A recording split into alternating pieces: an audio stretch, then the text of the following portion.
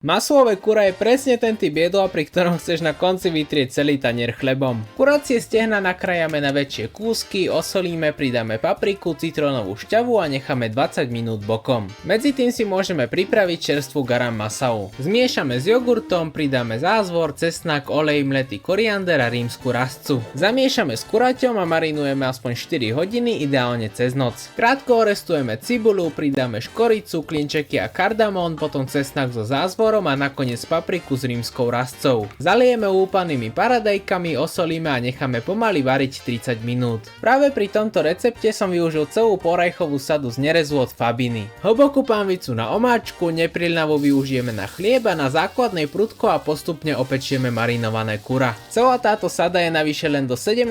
augusta za veľmi dobrú cenu. Z omáčky vyberieme škoricu, rozmixujeme úplne do hladka a precedíme. Pridáme opečené kura aj s výpekom, podľa potreby trochu vody a spolu to ešte chvíľu povaríme. Potom smotaná, trochu garam masaly a po minúte omáčku odstavíme. Studeným maslom ju nakoniec zjemníme a dotiahneme do krásneho lesku. Na chlebové placky zmiešame vlažné mlieko, droždie, cukor a necháme 10 minút aktivovať. Zmiešame s múkou, solou, jogurtom a olejom. Miesime zhruba 8 minút na hladké cesto a necháme ho 2 hodiny kysnúť. Rozdelíme ho na 8 bochníkov, necháme krátko podkysnúť a potom ich vyvalkáme na tenké placky. Na prudko rozpálenej neprilnavej pánvici ich opečieme na sucho do typických tmavých fľakov a ešte horúce potrieme maslom. Potom už len naložíme poriadnu porciu kuraťa s omáčkou, pridáme čerstvý nán alebo teda chlebové placky a máme hotovo.